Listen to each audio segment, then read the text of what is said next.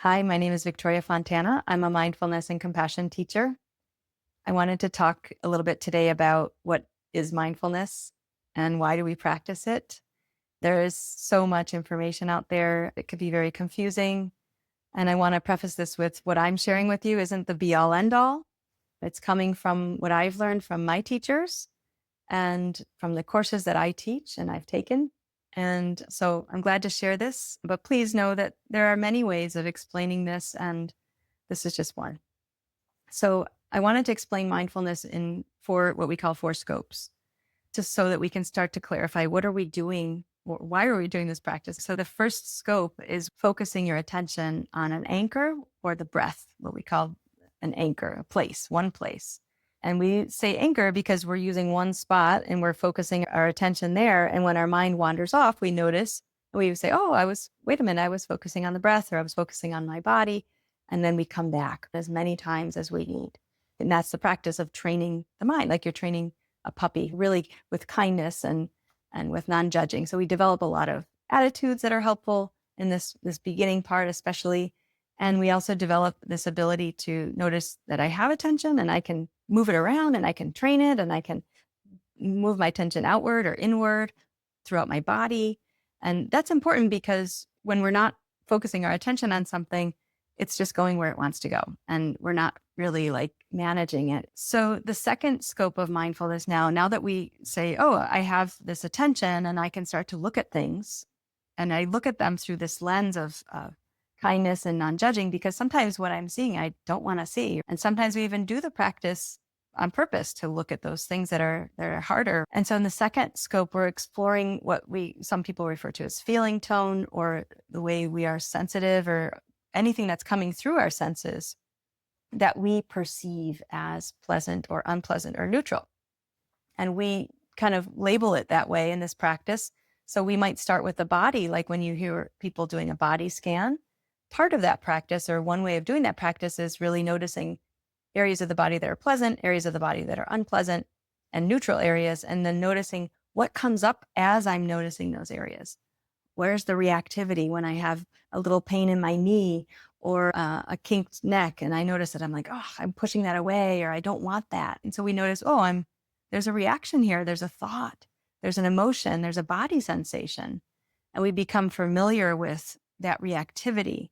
We also have reactivity to pleasant. Things are pleasant. It's wonderful for a while and we can savor it, but sometimes it starts to turn into stress, even if it's something that we're clinging to. Right? And the neutral could be stressful because we're ignoring things that need attention, or we might even realize, there's a lot more pleasant here if I was aware of all of it, a lot more than I noticed. And so when we explore the second scope of mindfulness, we're exploring not only how we're perceiving our experience, but our reaction to that, and how we might work with that. And we create space to respond rather than react to what we're perceiving in the world. And we also can begin to question, like, does this really have to be unpleasant? Like, is this ride to work unpleasant by nature, or am I making it unpleasant? And if I am, what's the story or the narrative that's causing that?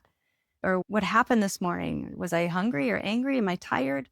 What's going on in my life or in my mood that's creating this field of unpleasant?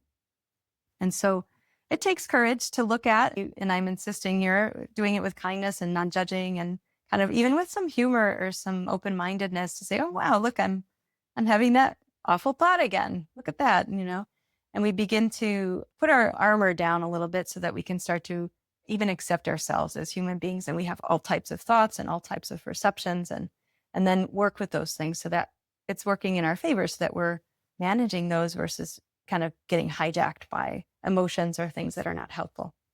And then we can move to the third scope, and this could be a whole nother practice, another meditation, or they can all be part of one practice, or we can do them each separately. The third scope, we want to notice the mind itself, or our attention itself, or our awareness itself. There's different ways of talking about it. It's very abstract. That's why the first two scopes, we start with the body. It's much more concrete. We can notice it. And there's a lot of things to notice there, and a lot of things to start to become aware of. But when we start looking at the mind itself, that can feel a little more abstract. So that's a little more challenging for some people. And for some other people, it's much easier. So it just depends on what your experience is. When we're looking at the mind, we're turning our attention towards the spaciousness. So to use the metaphor of the sky, we can think of the clouds as thoughts and maybe the wind as all of our emotions and upsets or anything like that.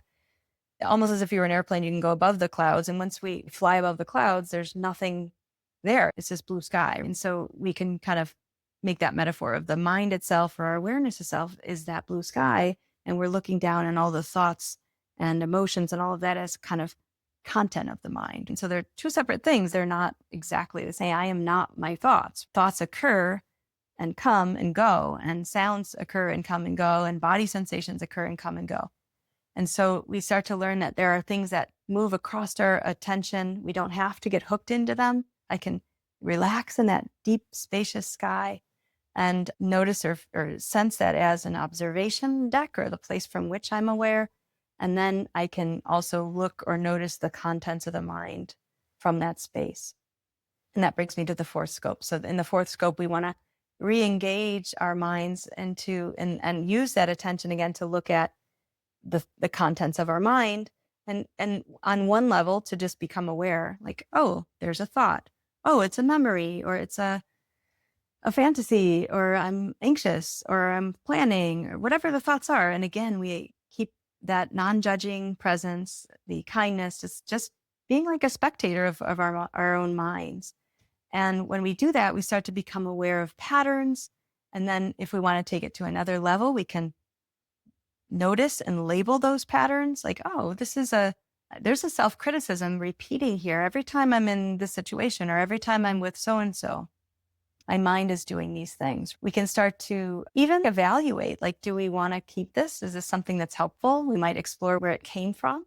We might, learn from it and adjust it a little to say, well, it's not this, but it could be this other thing.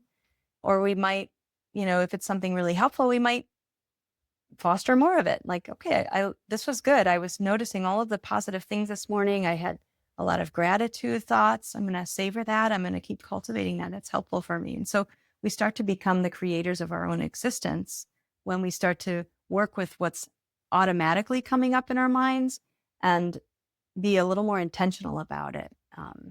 And again, we're not pushing anything away or trying to not think or shaming ourselves for thoughts or things that are happening. We're just noticing them and accepting that as part of our common humanity. And this is part of being a human being. We have thoughts, and we don't fabricate those thoughts with some intention necessarily. They might just arise on their own as the mind is making sense of the world.